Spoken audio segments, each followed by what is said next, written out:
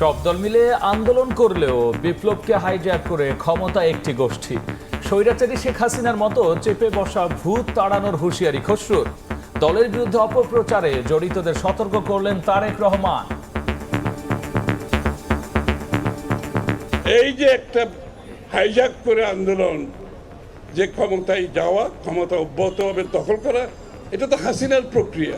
আবার সেই ভূত ফেরত এসেছে আমাদের মধ্যে। এই ভূতকে তো বিদায় করতে হবে। বিএনপির অমুক লোক এটা করেছে, তমুক লোক এটা করেছে, দয়া করে এসব কথা বলে বিভ্রান্ত করার চেষ্টা করবেন না। ভোটের আগেই ক্ষমতার ভাবনা দিবা স্বপ্ন। শ্রীলঙ্কার দৃষ্টান্ত মনে রাখতে বললেন নাগরিক কমিটির নেতারা। ষড়যন্ত্র রুখতে আসছে নতুন দল। যারা মনে করছেন যে আগামী ইলেকশনে আপনারা ইতিমধ্যেই ক্ষমতায় চলে গেছেন, আপনারা কিন্তু দিবার স্বপ্ন দেখছেন। আমরা সারা দেশ চষে বেড়াবো এবং এখানে শ্রীলঙ্কার মতো বড় দুই দলকে পাশ কাটিয়ে নতুন দল কিন্তু রাষ্ট্র ক্ষমতায় যেতে পারে। বাংলাদেশের ভিতরে এবং বাহিরে যেসব শক্তি বাংলাদেশকে অকার্যকর করার জন্য এখনো পায়তারা করে চলে যাচ্ছে, সেই ক্ষেত্রে বর্তমানে আমরা এই মাসের মধ্যে একটি দল ঘোষণা করব যারা পলিটিক্যাল এঙ্গেজমেন্টে রয়েছেন। দেখছিলেন প্রধান শিরোনাম। রাতের সময় সঙ্গে আছি আমি গোলাম রাব্বি এবং আমি আফরোজা মৌটুসী। এবার অন্যান্য শীর্ষ সংবাদ। সব জায়গায় নিয়মিত মশার ওষুধ দিয়ে থাকে। ওষুধও দেয় না এই জায়গায়, কিছু বলতে গেলে পরে।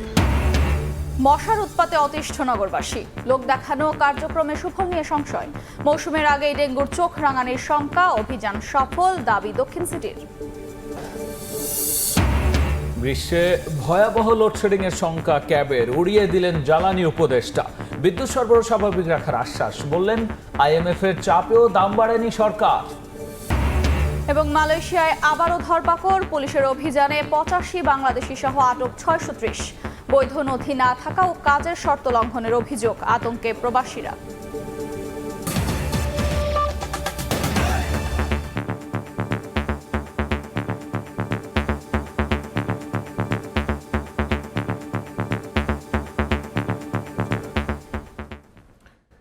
সব দল মিলে আন্দোলন করলেও বিপ্লবকে হাইজ্যাক করে ক্ষমতায় বসেছে একটি গোষ্ঠী। এমন মন্তব্য করে স্বৈরাচারী শেখ হাসিনার মতো চেপে বসা নতুন ভূত তাড়ানোর হুঁশিয়ারি দিয়েছেন বিএনপি নেতা আমির খসরু। এদিকে বিএনপির বিরুদ্ধে অপপ্রচার করে ফায়দা হাসিল করার চেষ্টাকারীদের সতর্ক করেছেন দলটির ভারপ্রাপ্ত চেয়ারম্যান তারেক রহমান। দীর্ঘ 16 বছর পর যশোর বিএনপির সম্মেলন ঘিরে উচ্ছ্বাস। নেতাকর্মী, ডেলিগেট আর কাউন্সিলরদের উপস্থিতিতে পরিপূর্ণ জেলা ঈদগাহ মাঠ। সম্মেলন ঘিরে সকাল থেকে জড়ো হন আশপাশের অঞ্চলের কর্মী সমর্থকরা। যুক্তরাজ্য থেকে ভার্চুয়ালি যুক্ত হয়ে বিএনপির ভারপ্রাপ্ত চেয়ারম্যান তারেক রহমান বলেন, দলের কেউ অপরাধ করলে ছাড় দেয় না বিএনপি। অভিযুক্তদের বিরুদ্ধে ব্যবস্থা নেওয়াকে দুর্বলতা না ভেবে দলের বিরুদ্ধে অপপ্রচার বন্ধের আহ্বান জানান তিনি। আমরা আমাদের বহু নেতাকর্মী, বেশ অনেক নেতাকর্মীর বিরুদ্ধে ব্যবস্থা গ্রহণ করেছি, যারা দলের এই অবস্থান থেকে সরে গিয়ে কোনো অনৈতিক কাজ করেছেন। কিছু সংখ্যক ব্যক্তি এটিকে দলের দুর্বলতা হিসাবে উপস্থাপনের চেষ্টা করছে। যারা এই কথাটি বলে অন্য কিছু হাসিলের চেষ্টা করে, বিএনপির অমুক লোক এটা করেছে, তমুক লোক এটা করেছে, দয়া করে এসব কথা বলে বিভ্রান্ত করার চেষ্টা করবেন না। একই দিন রাজধানীর শ্যামলীতে বেসরকারি বিশ্ববিদ্যালয় ছাত্রদলের সদস্য ফর্ম বিতরণ ও নবায়ন কর্মসূচিতে যুক্ত হয়ে বিএনপির স্থায়ী কমিটির সদস্য আমির খসরু মাহমুদ চৌধুরী বলেন, সব দল মিলে আন্দোলন করলেও জুলাই বিপ্লবের ক্রেডিট একাই নিয়ে একটি গোষ্ঠী ক্ষমতায় বসেছে। শেখ হাসিনার মতোই স্বৈরাচারী পদ্ধতিতে ক্ষমতায় যেতে সংস্কারের বুলি আসছে তারা। এই যে একটা হাইজ্যাক করে আন্দোলন, যে ক্ষমতায় যাওয়া, ক্ষমতা অব্যাহতভাবে দখল করা, এটা তো হাসিনার প্রক্রিয়া। আবার সেই ভূত ফেরত এসেছে আমাদের মধ্যে। এই ভূতকে তো বিদায় করতে হবে। ক্ষমতা দখল করে থাকার জন্য নতুন নতুন ফন্দি আসছে, তারা নতুন নতুন কথা বলছে, সংস্কারের কথা বলছে, স্থানীয় সরকারের কথা বলছে। তাদের কোনো অধিকার নাই। সব অধিকার বাংলাদেশের 18 কোটি মানুষ সিদ্ধান্ত নেবে। এদিকে জাতীয় প্রেস ক্লাবে প্রয়াত সাংবাদিক মাহফুজুল্লাহকে মরণোত্তর 21 পদক দেওয়ায় আয়োজিত এক অনুষ্ঠানে বিএনপি মহাসচিব বলেন, দেশ গঠনে সবাইকে ঐক্যবদ্ধ ও আন্তরিক হতে হবে। পালিয়ে গেছে, এবং সেই আন্দোলনের মধ্য দিয়ে পালিয়েছে। আজকে একটা আশার আলো সবাই আমরা দেখতে পাচ্ছি যে আবার নতুন করে বাংলাদেশকে আমরা গড়ে তুলব। সবারই আমরা আরো অনেক বেশি আন্তরিক হওয়া প্রয়োজন। বরিশালে বিভাগীয় সাংগঠনিক সভায় দলের ভাইস চেয়ারম্যান আব্দুল আউল মিন্টু বলেন, সংস্কারের নামে নির্বাচনের অধিকার থেকে কেউ যেন বঞ্চিত করতে না পারে, সবাইকে সে ব্যাপারে সজাগ থাকতে হবে। এছাড়া দেশের বিভিন্ন স্থানে নিত্যপণ্যের দাম সহনীয় রাখা ও নির্বাচনী রোডম্যাপ ঘোষণা সহ নানা দাবিতে সমাবেশ করেছে বিএনপি। আহমেদ সালেহিন, সময় সংবাদ, ঢাকা। যারা ভাবছেন নির্বাচনের আগেই ক্ষমতায় চলে গেছেন তারা দিবা স্বপ্ন দেখছেন বলে মন্তব্য করেছেন নাগরিক কমিটির যুগ্ম আহ্বায়ক সরওয়ার তুষার। শ্রীলঙ্কায় বড় দলকে হারিয়ে নতুন দলের ক্ষমতায় যাওয়ার দৃষ্টান্ত মনে রাখতে বলেছেন তিনি। এদিকে কমিটির আহ্বায়ক নাসির উদ্দিন পাটোয়ারি বলেছেন, ভেতর ও বাইরে থেকে দেশকে অস্থিতিশীল করার ষড়যন্ত্র রুখতে চলতি মাসেই দল গঠন করা হবে। বাংলাদেশ চীন মৈত্রী সম্মেলন কেন্দ্রে নতুন দল গঠন নিয়ে সশস্ত্র বাহিনীর অবসরপ্রাপ্ত সদস্যদের মতবিনিময় সভায় যোগ দিয়ে তারা একথা বলেন। যারা মনে করছেন যে আগামী ইলেকশনে আপনারা ইতিমধ্যেই ক্ষমতায় চলে গেছেন, আপনারা কিন্তু দিবার স্বপ্ন দেখছেন। বাংলাদেশে একটা শ্রীলঙ্কার মতো ঘটনা ঘটতে পারে। এখানে এখনো কিছুই ডিসাইডেড হয় নাই। এই মাসেই রাজনৈতিক দল আসবে এবং আগামী 1 বছর যে সময়টা আছে নির্বাচনের আগে আমরা সারা দেশ চষে বেড়াবো এবং এখানে শ্রীলঙ্কার মতো বড় 2 দলকে পাশ কাটিয়ে নতুন দল কিন্তু রাষ্ট্র ক্ষমতায় যেতে পারে। বাংলাদেশের ভিতরে এবং বাহিরে যেসব শক্তি বাংলাদেশকে অকার্যকর করার জন্য এখনো পায়তারা করে চলে যাচ্ছে, সেই ক্ষেত্রে বর্তমানে আমরা এই মাসের মধ্যে একটি দল ঘোষণা করব যারা পলিটিক্যাল এঙ্গেজমেন্টে রয়েছেন।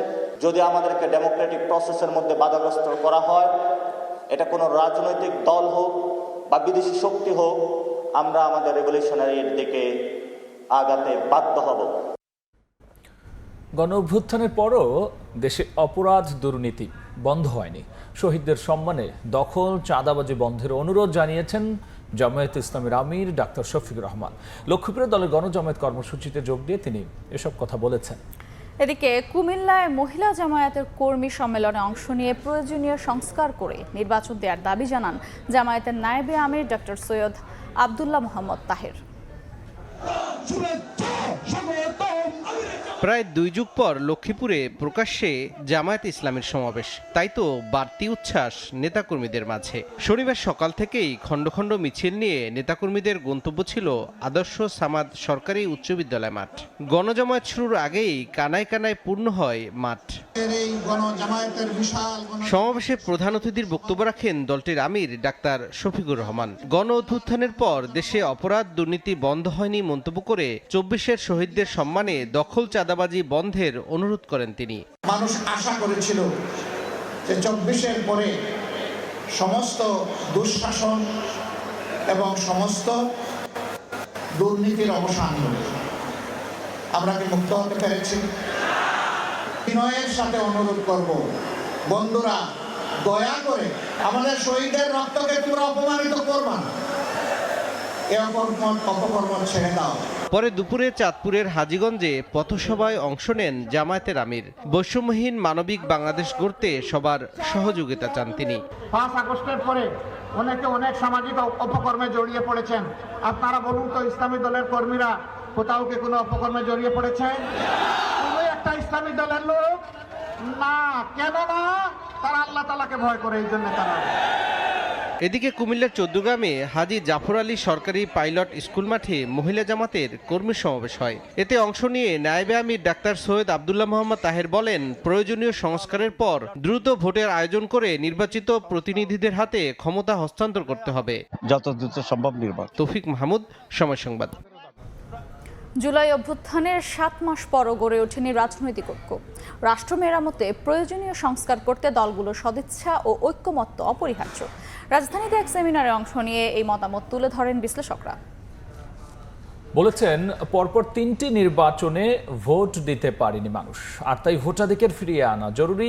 একই সাথে বিচার বিভাগের স্বাধীনতা নিশ্চিত করার উপরও এ সময় জোর দিয়েছেন তারা।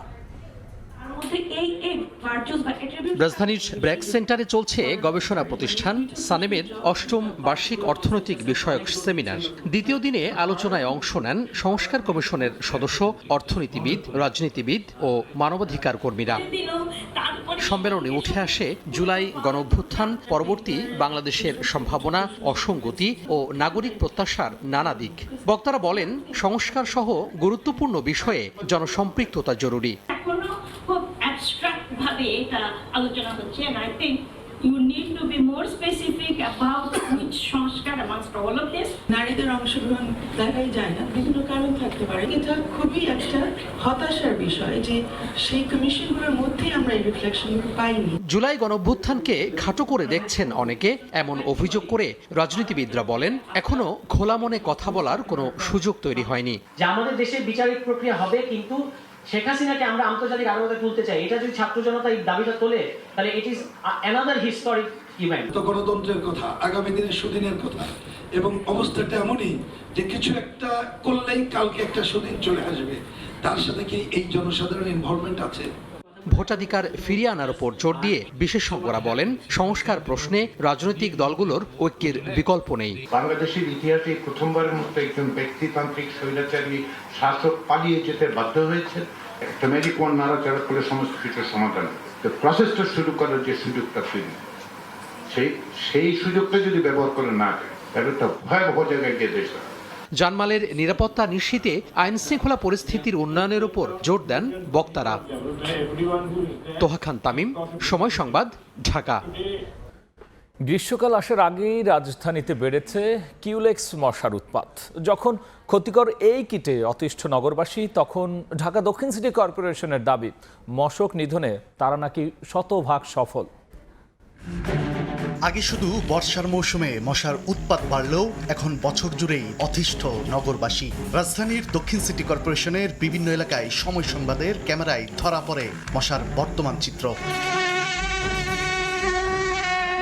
রাজধানীর ড্যামরা সহ আশপাশের বেশ কয়েকটি এলাকার বেশিরভাগ ড্রেন, কালভার্ট, পরিত্যক্ত ডোবা ও পুকুর যেন মশার অভয়ারণ্য। বেশিরভাগ প্লট ও ফাঁকা জায়গা ময়লা আবর্জনায় পূর্ণ। বাসিন্দারা বলছেন, দিন ও রাতের চিত্র একই রকম। এরকম ভাবে মশায় ধরে আঁকড়ায়া যে মনে হয় কুকুরও পাগল হয়ে যায়। মসজিদ আল্লাহর ঘর, সেখানেও যদি মশার জন্য বসা যায় না। এখনকার মশাগুলো একটু বড় বড় হয়ে গেছে, মানে কামড় দিলে তো সহ্য করার মতো না। পরিস্থিতি নিয়ন্ত্রণে সিটি কর্পোরেশনের বিরুদ্ধে ব্যর্থতার অভিযোগ তুলে স্থানীয়রা বলছেন, কালেভদ্রে ওষুধ ছিটানো ও ফগার মেশিনের ধোঁয়ায় কেবলই লোক দেখানো। ওনারা যে মশার ওষুধ দেয়, ওনারা একদিন দিলে মাসে 60 দিনের খবর থাকে না। মশা একটাও মরে না, আরো মশা ওই দিন বেশি উপদ্রব করে।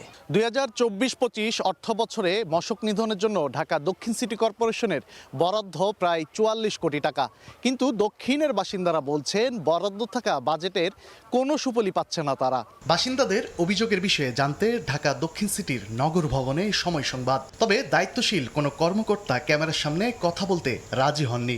অবশেষে অনেক 9-6-এর পর এক জুনিয়র কর্মকর্তাকে পাঠানো হয় কথা বলতে। মশার ওষুধটার ইফিকেসি টেস্ট করে এবং যথাযথ মানসম্মত কিনা সেটা নিশ্চিত করে আমরা মাঠ পর্যায়ে সেটা প্রয়োগ করে থাকি। মশক নিধনের জন্য আমরা বিশ্বাস করি যে আমরা শতভাগ সফল।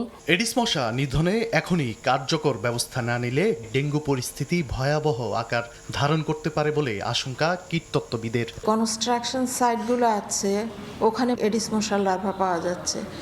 ওই জায়গাগুলোকে টার্গেট করে যদি কন্ট্রোল করতে পারে তাইলে কিছুটা আমরা সুফল ভোগ করতে পারবো নেক্সট সিজনে। ডেঙ্গু আক্রান্ত হয়ে 2024 সালে সারা দেশে প্রাণ হারিয়েছেন 500-র বেশি মানুষ। তানভীর হাসান মেঘ, সময় সংবাদ, ঢাকা। গ্রীষ্মে দেশে লোডশেডিং হবে না জানিয়ে বিদ্যুৎ ও জ্বালানি উপদেষ্টা আশ্বস্ত করেছেন, বিদ্যুৎ সরবরাহ স্বাভাবিক রাখতে সব প্রস্তুতি নেওয়া হয়েছে। রাজধানীতে এক সেমিনারে তিনি বলেন, IMF চাপ দিলেও 6 মাসে বিদ্যুতের দাম বাড়ায়নি অন্তর্বর্তী সরকার। শীত শেষে বাড়ছে তাপমাত্রা, একই সঙ্গে বাড়ছে বিদ্যুতের চাহিদাও। বিদ্যুৎ বিভাগের তথ্য, আসন্ন রমজানে বিদ্যুতের সর্বোচ্চ চাহিদা থাকবে 15,700 মেগাওয়াট, গ্রীষ্মে যা দাঁড়াবে 18,000-এ।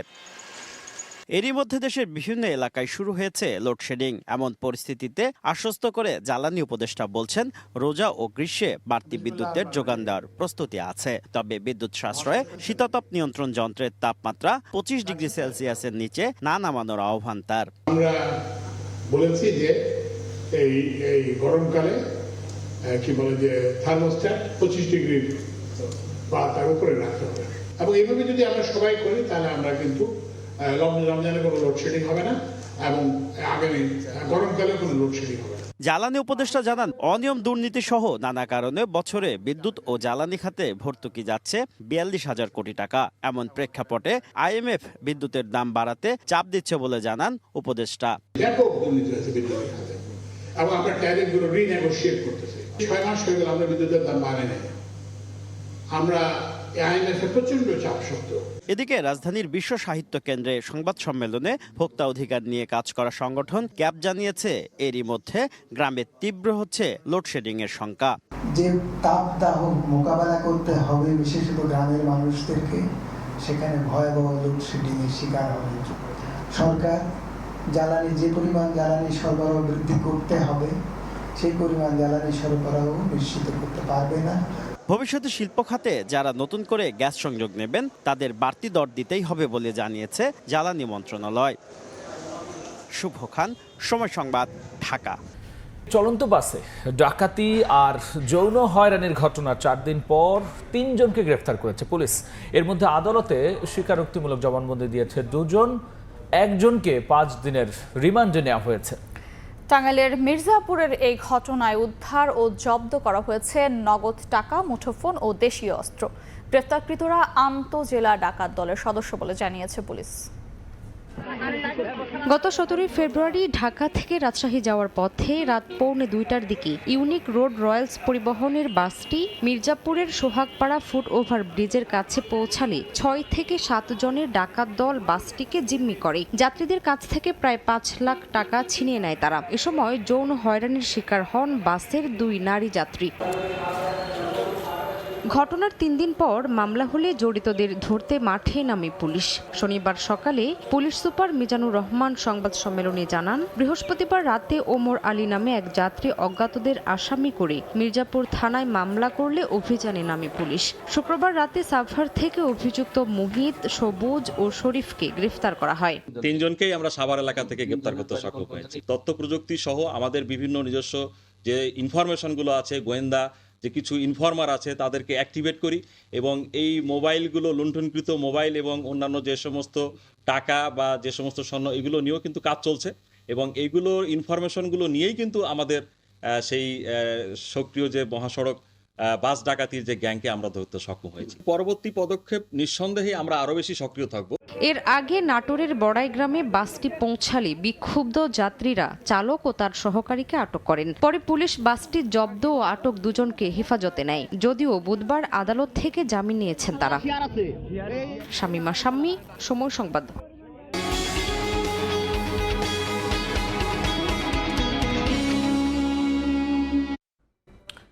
চড়া নিত্যপণ্যের বাজারে কিছুটা স্বস্তি মুরগির মাংস ও ডিমে, তবে চিন্তার ভাঁজ প্রান্তিক খামারিদের মাঝে, কেননা ফিডের বেশি দামের সঙ্গে নতুন করে যুক্ত হয়েছে বাচ্চার বাড়তি দাম, আর এতে অধিকাংশ খামারিকেই গুনতে হচ্ছে লোকসান।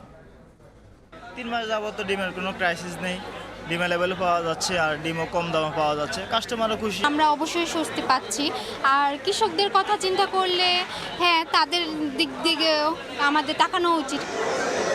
মুরগি ও ডিমের দাম নিয়ে ক্রেতা বিক্রেতার এই সন্তুষ্টি বলে দেয় বাজার স্বস্তির কথা। বর্তমান বাজারে ব্রয়লার মুরগি 200 থেকে 210 আর সোনালী মুরগি বিক্রি হচ্ছে 280 থেকে 300 টাকা দরে। অন্যদিকে ডিম বিক্রি হচ্ছে প্রতি পিস 10 থেকে 11 টাকার মধ্যে। এই দাম নিয়ে ক্রেতা মনে সন্তোষ থাকলেও নানান অসন্তোষ দেখা যাচ্ছে উৎপাদনকারীদের মাঝে। তার প্রধান কারণ ফিড ও বাচ্চার দাম। খামারিরা বলছেন, চড়া ফিডের দামের পাশাপাশি 2 মাসের ব্যবধানে বাচ্চার দাম বেড়েছে 25 থেকে 30 টাকা। এতে বেড়েছে উৎপাদন খরচ। বিপরীতে বাজারে চাহিদা কমায় খামার পর্যায়ে কমেছে মুরগির বিক্রয় মূল্য। এতে লোকসানে পড়ছেন খামারিরা। 2 মাস আগে যে বাচ্চার দাম ছিল এখন তার ডবল বাচ্চার দাম হয়ে গেছে। বাচ্চার দাম ডবল হওয়ার কারণে এখন অনেক খামারে মাঝপথে বন্ধ হয়ে গেছে। অনেক শ্রমিক কিন্তু খামারে কাজ করে। এখন মুরগির দাম যদি কমে যায় তাহলে শ্রমিকগুলো কিন্তু বেকার হয়ে যায়। পুঁজি খুবই স্বল্প, বেশি দামে ফিড নেওয়া লাগে। যেমন ক্যাশে নিলে আমরা 3200 টাকায় ফিড পাই, সেখানে ডিলার কাছ থেকে 3500-3600 টাকায় ফিড নেওয়া লাগে। এতে হয় কি আমাদের উৎপাদন খরচ অনেক বাড়ে যায়। যখন ভুট্টার কেজি ছিল 40 থেকে 42 টাকা, তখনও ফিডের বস্তা ছিল একই দাম ছিল। এখন 30 থেকে 32 টাকা কেজি, এখনও সেই একই দাম। প্রান্তিক খামারিদের সংগঠন বাংলাদেশ পোল্ট্রি অ্যাসোসিয়েশন বলছে, মুরগির ফিড তৈরির প্রধান উপাদান ভুট্টার দাম কমলেও বাজারে এর প্রভাব নেই। পাশাপাশি বাচ্চা নিয়ে সিন্ডিকেট হচ্ছে বলেও দাবি তাদের। বড় বড় রাঘব বোয়াল পোল্ট্রি কোম্পানিগুলো আছে, তাদেরকে যদি কন্ট্রোল নেওয়া যায় সরকারের কন্ট্রোলে, এবং তারা যদি নীতিগতভাবে ঠিক হয়ে যায় বা ব্যবসায় সিন্ডিকেট তৈরি না করে, ডিম মুরগির দাম আরো কমানো সম্ভব। খামারিদের টিকিয়ে রাখতে ফিড ও বাচ্চার যৌক্তিক দাম নির্ধারণ ও তা বাস্তবায়নে সরকারকে জোর তদারকির তাগিদ অর্থনীতিবিদের। যারা বড় ব্যবসায়ী, যারা বাচ্চা সাপ্লাই দিচ্ছে বা ফিড সাপ্লাই দিচ্ছে, তাদেরকে ওটা নিয়ন্ত্রণ করতে হবে। দরকার হলে অন্যভাবে তাদেরকে সুযোগ সুবিধা দিয়ে, যাতে করে এই প্রাইসটা সহনীয় পর্যায়ে থাকে আর কি। প্রাণী সম্পদ অধিদপ্তরের তথ্য মতে 2023-24 অর্থ বছরে দেশে মোট মাংস উৎপাদন হয়েছে 92,25,000 মেট্রিক টন, আর ডিম 2,374,97,00,000 পিস। এর সিংহভাগ যোগান দেয় প্রান্তিক খামারিরা। ফরহাদুর রহমান, সময় সংবাদ, ঢাকা। ফাল্গুনের বৃষ্টিতে ভিজল রাজধানী। শীতের শেষে আবহাওয়ার পরিবর্তনে বৃষ্টি ভিন্ন আমেজ তৈরি করে জনমনে। সকাল থেকে রাজধানীর আকাশ ছিল মেঘাচ্ছন্ন। বিকেল 3টার দিকে বিভিন্ন স্থানে গুঁড়ি গুঁড়ি বৃষ্টি শুরু হয়। সন্ধ্যা নাগাদ হয় মুষলধারে বর্ষণ। যাত্রাবাড়ি, বাড্ডা লিংক রোড এবং গুলশানে শিলাবৃষ্টির খবর পাওয়া গেছে। সারা দেশে বৃষ্টির পূর্বাভাস আগেই জানিয়েছিল আবহাওয়া অধিদপ্তর।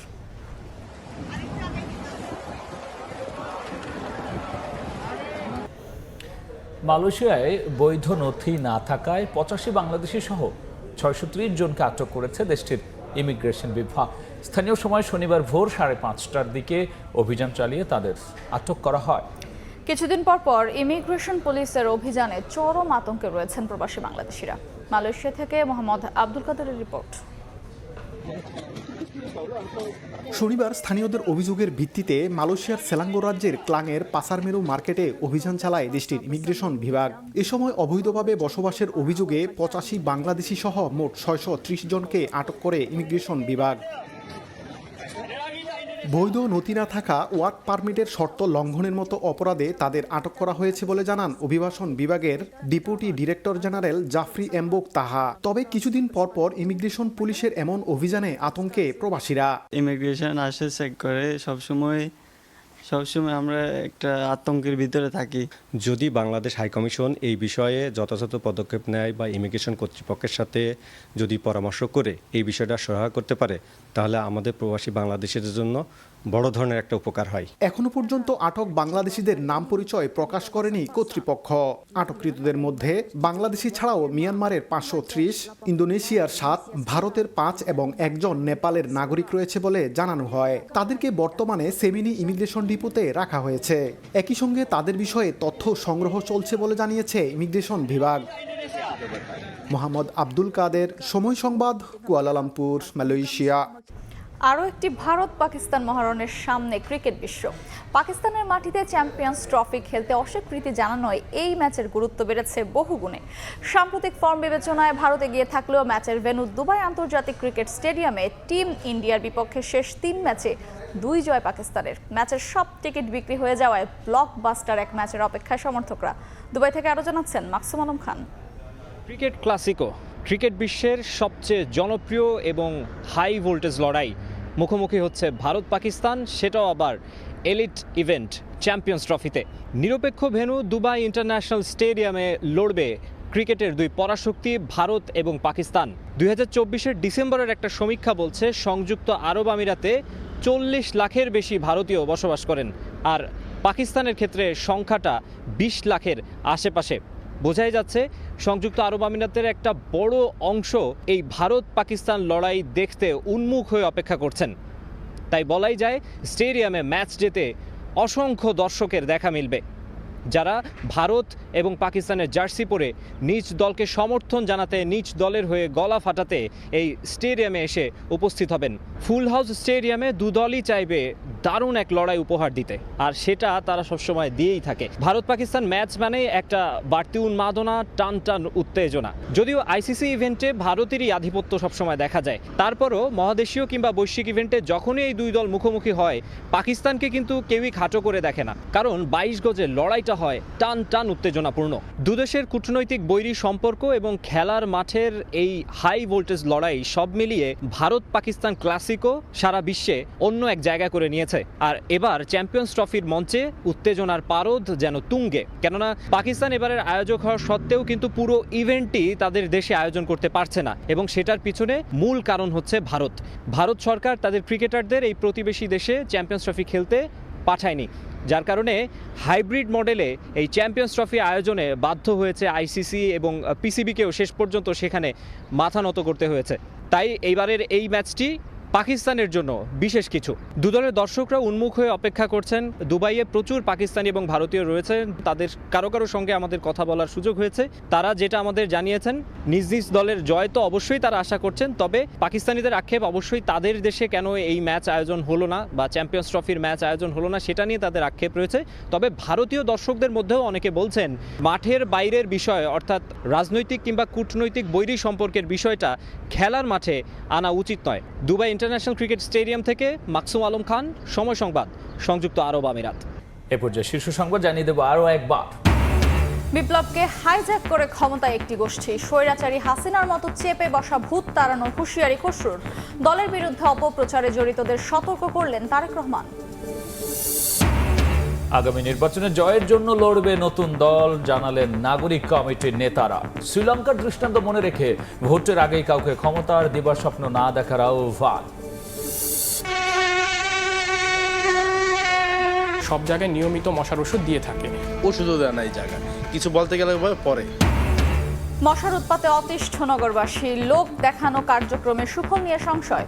মৌসুমের আগেই ডেঙ্গুর চোখ রাঙানির শঙ্কা, অভিযান সফল দাবি দক্ষিণ সিটির।